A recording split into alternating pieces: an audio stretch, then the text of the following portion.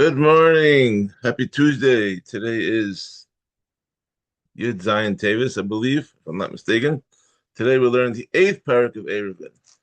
Hashem, got 2 more days, and we're starting Pesachim on Shabbos, Mirch Hashem. Today's shir is the Zicha Nishmas, Lila Nishmas, Aaron Nachman, Simcha Kohen, Yeshua Mordechai Ben Shepsel, Bracha Sarah B'Shmol Leib, Aminah Moshe Ben Yosef, may Ben Hashem also have an aliyah. And Refuah Shlema for Ada Sarah Bas Leah, Bechana Pesel Bas Yenta, Yisrael ben Rachalea, Rocha Bas Pesel Zelda, Arvim Yitzchak ben Risha, and Chaya Bas Doba Bela, Refuah Shlema B'soch Shar Choli Yisrael. Amen. Okay, this is a long parak today. Let's get going. Kate Perek Ches Mishnah Aleph, Kate Mishnah Tvim B'Tchumen. How do we make a communal Eruv Techumen so that anyone who wishes to rely upon the Eruv can do so?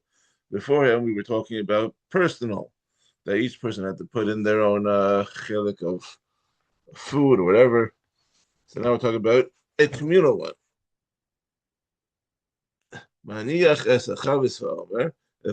If a person sets down the barrel of food with which the Eruv is established and he declares, let this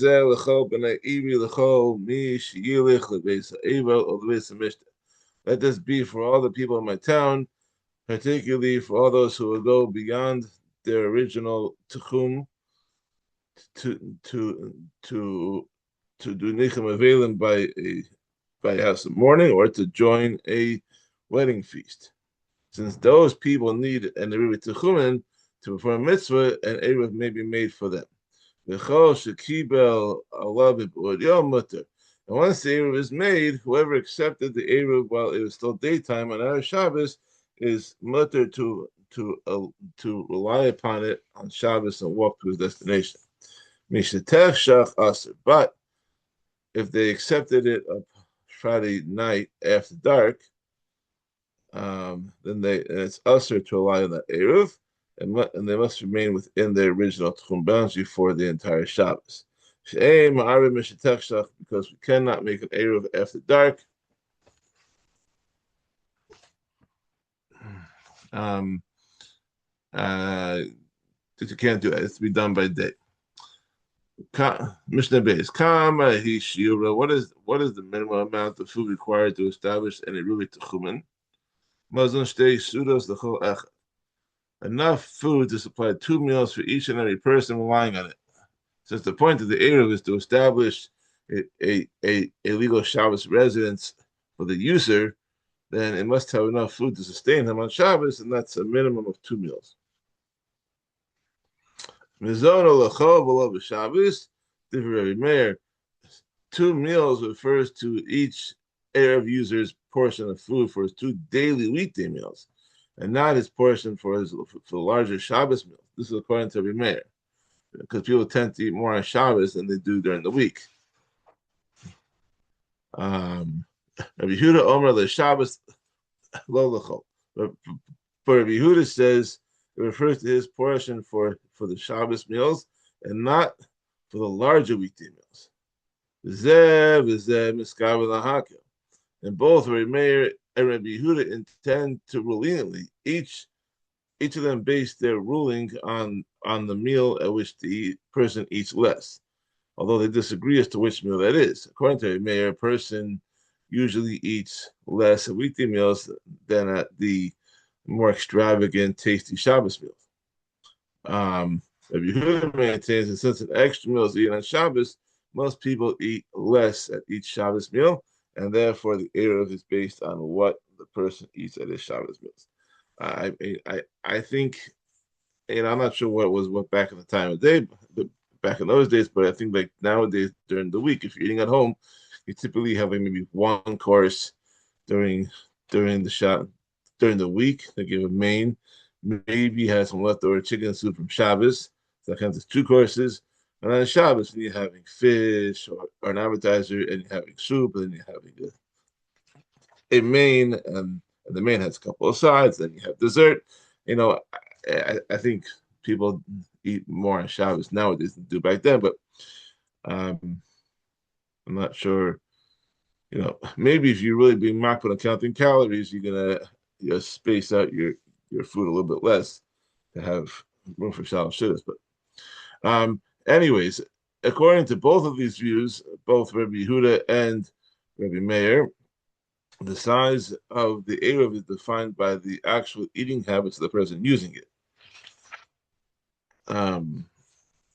However, the next two are going to say are going to base it on the average. So Rabbi Yochanan ben Broka Omar Mikikar bepunjo mi arba soim pesela. Rabbi Yochanan ben Broka says each user's portion is a loaf of bread sold for a punjon at a time when 4 sa of wheat can be purchased for a sela, which equals the volume of 6 eggs. Rabbi Shimon Amr Shtei Yados the Kikar Mishalish Lakav. Rabbi Shimon says that the portion for each person is 2/3 of a loaf when 3 loaves of bread are made from a kav of wheat. Since each loaf is a 1/3 of a kav, and which is the approximate volume of about 8 eggs, and only 2/3 of a loaf is required for the Eruv. The required food portion per person equals the volume of 5 1/3 eggs. Rabbi Shimon's measure is therefore 2/3 of an egg less than Rabbi Yochanan ben Broka's. So it comes out that Rabbi Yochanan ben Broka and Rabbi Shimon disagree as to whether the loaf of bread on the discussion equals the volume of 6 eggs or 8 eggs. So now we're going to talk about the size of the loaf and how that affects other laws as well. Chetzi of the base hamanuga, half of the loaf discussed that we just discussed relates to a law of a house afflicted with saras. So if someone enters the house and stays for a length of time that it takes to eat half a loaf of bread, the clothing that he is wearing becomes tummy as well. Obviously, the amount of time needed for the clothing to become tummy depends on the size of the loaf. So according to Rabbi Yochanan ben Broka, it's the amount of time that it takes to eat half of a 6-egg loaf. According to Rabbi Shimon, it's the time it takes to eat half of an 8-egg loaf, which is a little bit longer. And half of the loaf discussed, that 1/4 of the loaf relates to the law of making a person's body possible for truma, meaning that if food equals to 1/4 of a loaf is tameh, and the person eats it, then he becomes disqualified from eating truma. But here, the amount of food that must be consumed to become possible depends on the loaf size under discussion. According to Yochanan ben Broka, it is the size of 1.5 eggs. According to Shimon, it's the size of 2 eggs. So it's a minor difference. Okay, Mishnah Gimel. Now we're going to talk. The rest of this paragraph is going to talk about laws of Eruv Chatzeris. Before we talk about Tchumen, now we're talking about Eruv Chatzeris. Okay.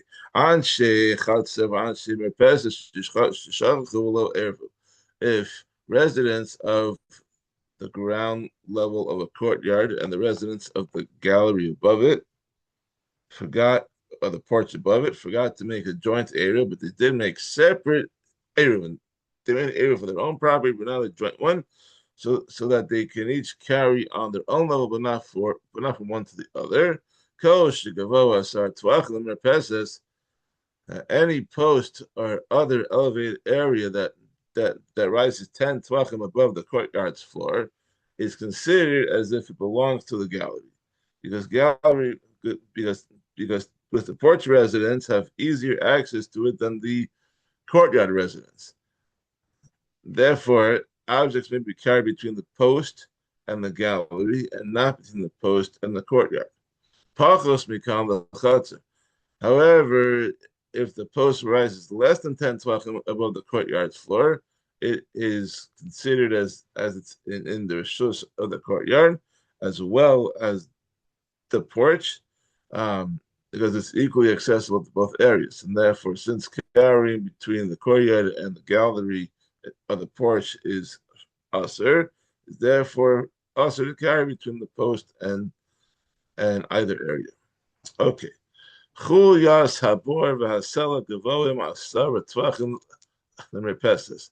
If either a mound of earth surrounding a pit or a rock is 10 tvachim high, and it stands in the courtyard near the gallery, and the mound or rock belongs to the gallery, to the porch, as the objects may be carried between the mound and the porch, but not between them and the courtyard. Pachos mikal lechatzer. If the mound or rock rises less than 10 tvachim above the courtyard floor, it belongs to the courtyard and the gallery. Therefore, if the residents of the courtyard and porch are not united in one Eruv, it's us that carry between the areas. So, Bamed Devarim Amurim Besmucha. Regarding which case was it said that the top of a 10 tvachim mound belongs to the gallery? Regarding a case where the top of the mound is close enough to the gallery to guarantee easy access. But when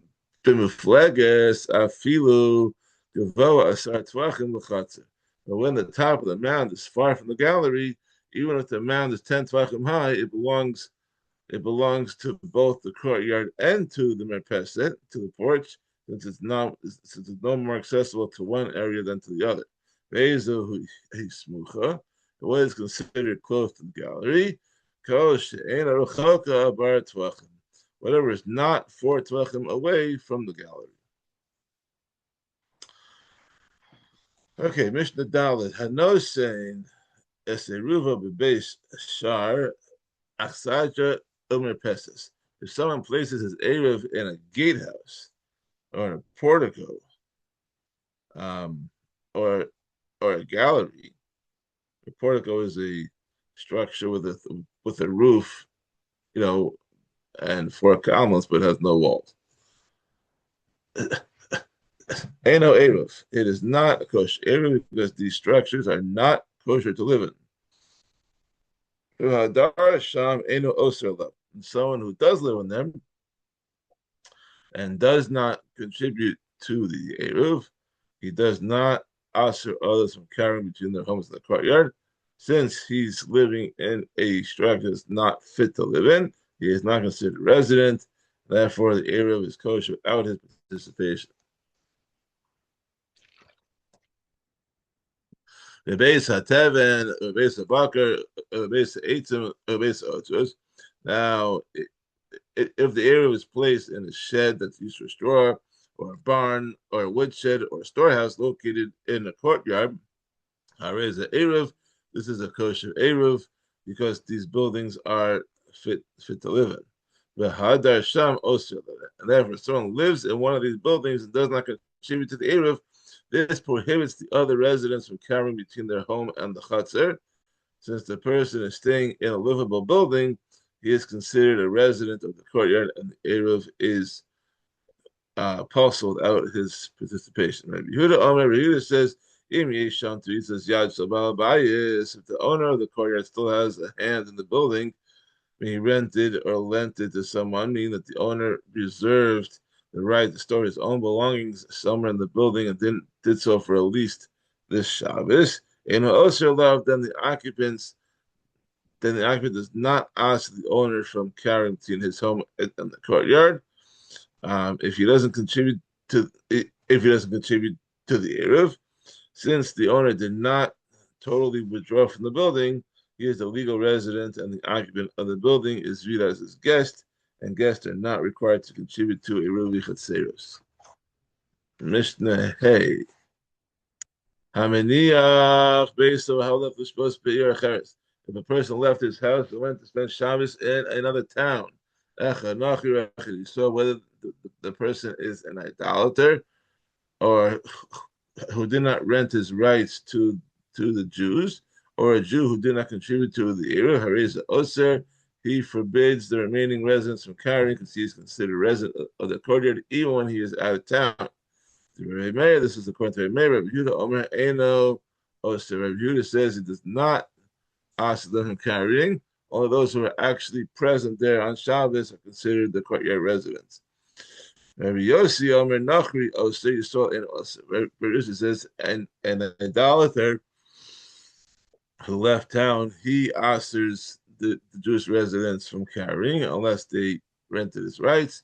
But a Jewish resident who left town without contributing to the Eruv does not ask the residents from carrying. She'ain derech Yisrael lavo b'Shabbos, because he is not. It's not usual for a Jew to return home on Shabbos. He was out of town when Shabbos began, but everyone else, it's common for them to come back midday. Rabbi Shimon says, "Afilu hiniach beisov halach lishpos eitzal bito b'oso ear." Even if a Jew left his house and went to spend Shabbos with his daughter in that same city, Ein Oser, he does not forbid the residents from carrying. Shekvar Hisiya Milibo, he has already dismissed from his mind any thought of returning. Okay, so now how do you draw and dispose water in a chutzner on Shabbos? We're going to talk about that now. Mishnah Vav. Bor shebein shtei chatzeros. If a water cistern is shared by two courtyards, and the wall separates then passes over the top of the cistern, leaving part of the cistern in each courtyard. Ein mamalin mimenu b'Shabbos ela im aslo mechitza gavo asar tvachim. And the residents of the courtyard may not fill a bucket of water on Shabbos unless they made another mechitza inside the cistern that is 10 tvachim high.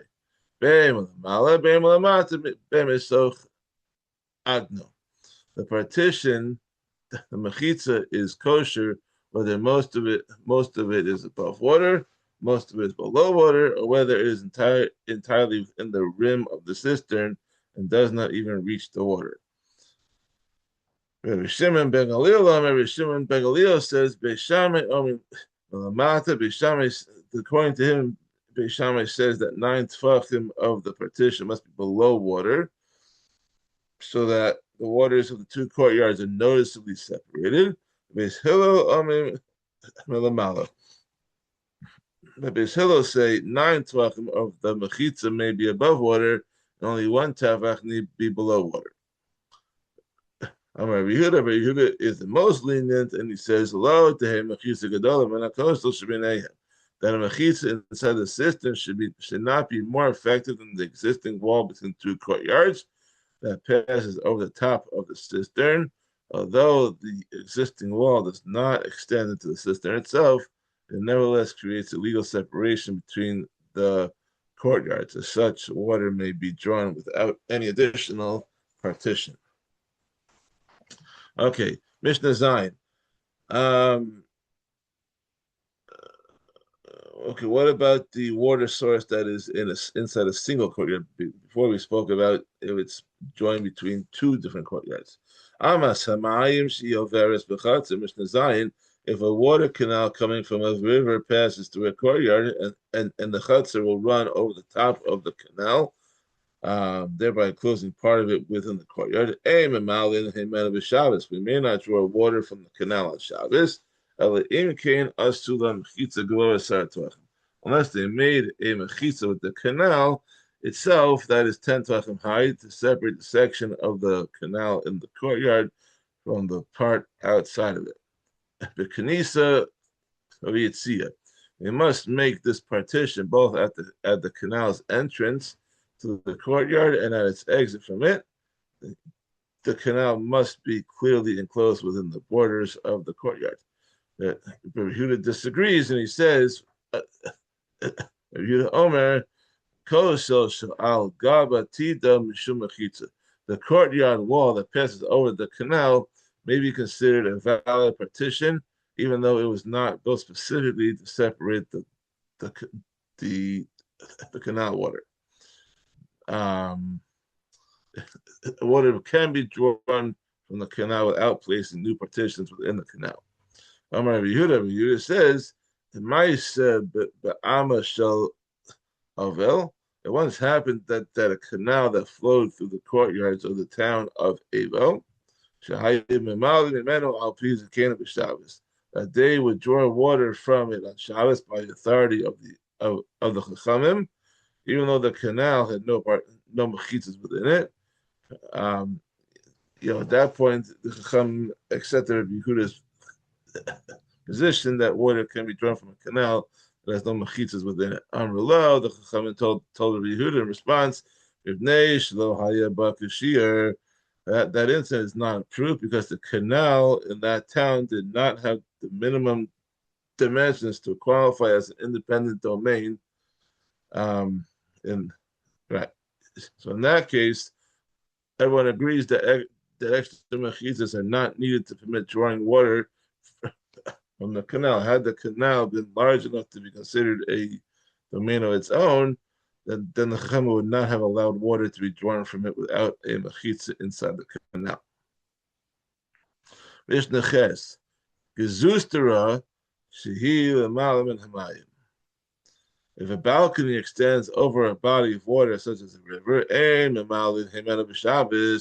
we may not draw water from the river to the balcony on Shabbos, because the river is a carmelis and the balcony is a rishus ha-yachid.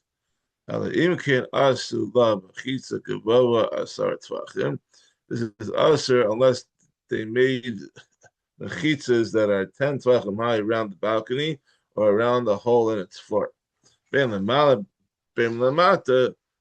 mechitzas are valid whether they are above the balcony or beneath it. Either way, we consider the mechitzas as extending downward into the river, converting that part of the river into a rishus hayachid. V'chein shtei gizustros zu l'malam mizu. Similarly, if two balconies, one above the other, extend over a body of water and the holes in the floor line up, asu yona below asu the tachtona. If they made partitions for the upper balcony, but they did not make partitions for the lower balcony, stay in asuros ad arfu. They are all prohibited from drawing water unless they made ener chetzeris. If no eruv was made, then the residents of the upper floor may not draw water from the river, because the residents of the lower floor had acquired rights in the upper floor balcony. Therefore, the upper balcony is a jointly owned courtyard from which carrying is ushered into the privately owned upper floor. As for the residents of the lower floor, they may not draw water to their balconies at all, even if there is an Eruv, because there's no mechitza on the balcony. So drawing water would be carrying from a carmelis into a rishus hayachid. Okay, how do you dispose of wastewater on Shabbos? This is the next three Mishnahs. Mishnah test. If a courtyard situated next to a public domain is less than 4 amos by 4 amos in area, we may not pour out wastewater into it on Shabbos, since the amount of wastewater normally poured out in a day cannot be absorbed by a courtyard of this size, and will therefore flow out into Shus Harabim, and that's the kavana of the person pouring it out, and therefore that's a problem.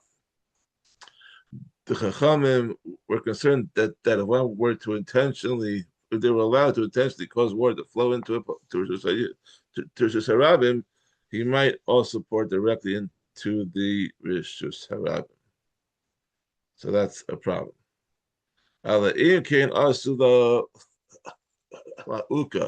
It is also to pour wastewater into a chutzner smaller than 4 amos square unless they made a cesspool for it. That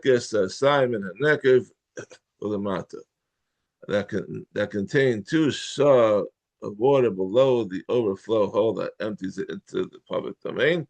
So since such a cesspool is large enough to hold all the day's sewage and thereby prevent it from flowing into the Rishus Harabim, the cesspool may be situated either just outside the courtyard in the Rishus Harabim or inside the courtyard. Except that if it is situated outside the chutzner, it must be covered by a dome-like covering so that it should not have the status of a Rishus Harabim. But if it's situated inside the courtyard, it does not need to be covered, since it surely is not considered a Rishus Harabim. Mishnah Yud, Rabbi Eliezer ben Yaakov, Rabbi Eliezer ben Yaakov says, Bib, Shehu, Kamor, Abba Amos, Rishus Harabim. If there is a drainage channel that runs from the edge of a courtyard into a Rishus Harabim, which is covered by a dome for its first 4 amos in the Rishus Harabim, Shofkin L'socha Mayim b'Shabbos. We may pour wastewater into it on Shabbos because the water exits the courtyard area directly into the covered section of the channel, which is not considered a Rishus Harabim. Since the section of the channel is 4 amos long, the day's wastewater will be absorbed before it has a chance to flow out into the uncovered part of the channel in the public domain. The Chachamim say, Afilu gag o chatzer mea ama, even if the channel runs alongside a roof or through a courtyard that is 100 amos long and has ample space in which to absorb the water before it reaches the Rishus Harabim, lo yishpach al pi abib. He may not pour wastewater directly into the opening of the channel because when on occasion some water does go into the Rishus Harabim, it will flow out with some force since it was poured directly into the channel. Therefore, people will think that he poured the water out right next to the Rishus Harabim, intending for it to flow into the Rishus Harabim. As a result, they might permit pouring water directly into the Rishus Harabim on Shabbos. However, one may pour the wastewater onto a roof overhanging a drainage channel. The Imam Yordim Lebib, and the water then descends to the channel because it will flow out into the Rishus Harabim without much force, and nobody will think that he poured it in near the public domain. A courtyard and an adjoining portico combine to form an area 4 amos by 4 amos that can absorb the 2 sa of wastewater used in a day. He may therefore pour out wastewater in this area on Shabbos because it will be absorbed before it can flow out to the Rishus Harabim. And finally, Mishnah Yud Aleph, if 2 upper stories of 2 buildings are opposite each other with a chutzner less than 4 amos between them, Miksasan asu uka, and some of its residents made a cesspool in it, Miksasan lo asu uka, and some of them on the other side did not make a cesspool in it, and the lech is as follows: Es she'asu uka b'tarin. Those who made the cesspool are permitted to pour their wastewater onto the floor of the upper story, so it falls into the cesspool in the courtyard. Shelo asu